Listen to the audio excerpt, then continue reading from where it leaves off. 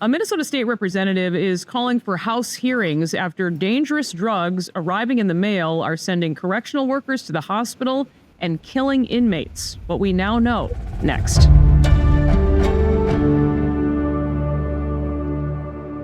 Representative Paul Novotny is a Republican from Elk River. Thanks for joining me, sir. Good to see you. Thank you for having me on, Liz. Last week, it was 9 workers at the Stillwater prison who were hospitalized after they were exposed to synthetic substances. Another inmate also died at Moose Lake last week. Again, it seems drug-soaked paper sent in the mail is suspected also in that death. But just explain for our audience how this is happening and how big of a problem this has become. Well, from what we understand, Liz, the drugs are being used to, they're being infused in the paper. The paper's soaked in the drugs. And as we've seen with some of these synthetic opioids like fentanyl, they are so strong. Just that minute amount that would be on paper is enough to cause some pretty serious effects. Or as we've seen, opioid deaths with this inmate. They've been telling us that they think it's like a K2 type product, but we've also been told, and what I've been hearing offline from people from the corrections facilities communities, that one of the officers had to be Narcan, and the Narcan apparently worked, which would lead me to believe that it's more of an opioid as opposed to the K2 or synthetic marijuana type product. And now that we've seen that they're so strong and they're weaponizing these drugs, this is a very serious issue.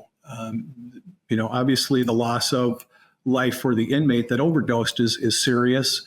But now that this could be used against the correctional officer or the employees at this facilities, this is very serious, and this will only continue if nothing's done.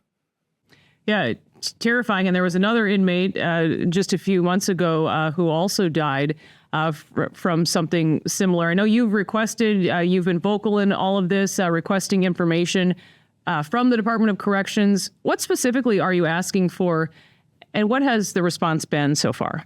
Well, we want to know what they are doing. There was money in the last budget. The governor's budget had requested almost $500,000 specifically for mail security improvements. The omnibus bill that went out, I believe, was 1.9 to 1.9 million per year. So almost $4 million for security improvements overall. We don't know where that's going. And we've known that the mail has been an issue for a while, and we're supposed to be rolling out these scanning plans to scan the mail so that they don't have direct access to the mail. But that should be done. Is there an urgency that there should be to protect the staff and the other inmates? Yeah, from what we know, Stillwater is photocopying some of its mail as part of a pilot program. But from what I've been told from some sources working there, this hasn't applied to legal mail. So then what happens? Well, legal mail has increased dramatically. They've figured out how to get around that as well.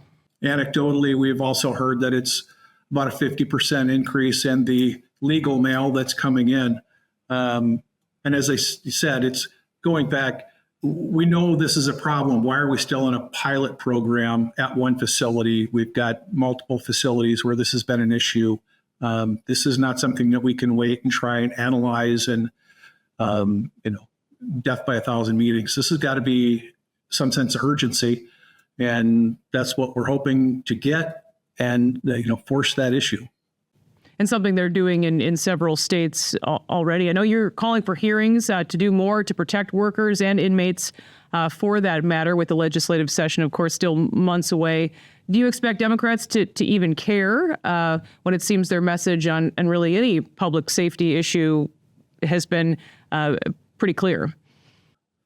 Well, I think there's members of the public safety committees on both sides that care. My question is, are they politically leaning or concerned about things that this should not be a political issue? The situation is so similar to what we went through last year with the school resource officer, where they did not do anything over the off session. We ended up having to call our own hearings, just have a public meeting just so we could do something to get information out and maybe put some pressure on, and in the end, last year was another situation where it was very dangerous with the school resource officers, and they didn't do anything in the off season.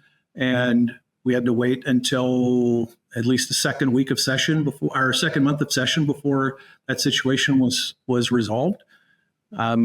We could have a lot of deaths and a lot of injuries in the meantime if we keep waiting. So, depending on how the elections go, I think we should have hearings before session starts so we can hit the ground running. If there's something that needs to be done or something that we can do before session starts, there's only one way to know, and that's to actually do something. And on background here, I think it's important to note that you served as a police officer. You were a sergeant also for the Sherburne County Sheriff's Office. So someone who's been fighting for law enforcement for years now in St. Paul. I also wanted to ask you about another Department of Corrections issue that we've been doing some reporting on over here at Alpha News.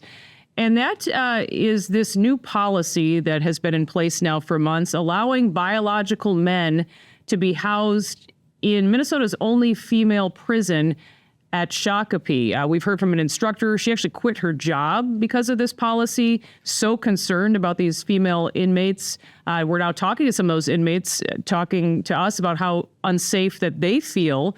I want to just read a statement from the Department of Corrections. It says, the agency's transgender policy prioritizes safety in correctional facility placement decisions. Decisions around facility placement undergo a robust and thorough review by a review committee, and committee recommendations are then reviewed by a deputy commissioner and the commissioner for final consideration. And the DOC has an obligation to responsive and necessary medical care to incarcerated persons in custody, including medical treatment for gender dysphoria. Because my question to them was, are these people who are even receiving hormones at this point, or how are these decisions being made? But what do you think about this policy, Representative Novotny? Can Republicans in St. Paul do anything about it? Well, until we change the leadership in one of the chambers, our role as the minority party right now is to be the relief valve, to be the listening post for the employees because they don't feel they're being heard. So we're getting these calls, and we're being the person that can call out without fear of retribution for being a whistleblower for these employees. And we've been doing everything we can on that standpoint. Notice that they don't mention whose safety and security is most important in that statement. Whose safety and security? Is it the safety and security of the staff? Putting a biological male in a facility that is structured and designed for women? Is it for the incarcerated biological females that are at Shakopee who are being in close quarters with a biological male, some of which have been convicted of murder? If you've been to the Shakopee campus, I always tell people it feels like you're in a community college dorm room. It's not anywhere near the same design, layout, and security precautions that are at a Stillwater or an Oak Park Heights. The issue of inmates receiving transgender surgery, and that's been going on for many, many years. I'm aware of one that was up at St. Cloud must have been 20 years ago. But that was a biological man, and he was kept in a biological man's prison. Would you take a biological female and put her in a male prison? That would not seem to make any sense. And I think eventually we're going to have some separate facilities for staff, other inmates, and the actual inmates in question's safety and security. Yeah, wild to me that this is even something that's considered controversial. Finally, I did want to ask you, with our governor, Tim Walz, in the spotlight as potentially, being our next vice president of the United States. I know you've been been vocal on a few different pieces and pushed back against some of his policies. But just overall, what would you say to voters ahead of November? Think long and hard about what has happened in the past. Obviously an issue that you're close to was, the burning of Minneapolis. And like so many other things, who's really calling the shots and what are their motivations? If we have these, this mail is just a microcosm of the bigger picture. What's more important? And who's calling the shots. And we don't know that. There's been the recent revelations of the governor's wife that she was somehow involved in corrections as an advisory role.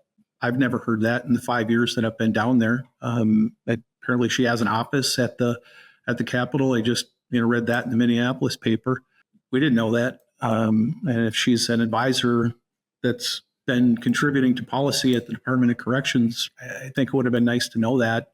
This is a Minnesota level. What will happen at the national level if that same advising is going on? I don't think it's good.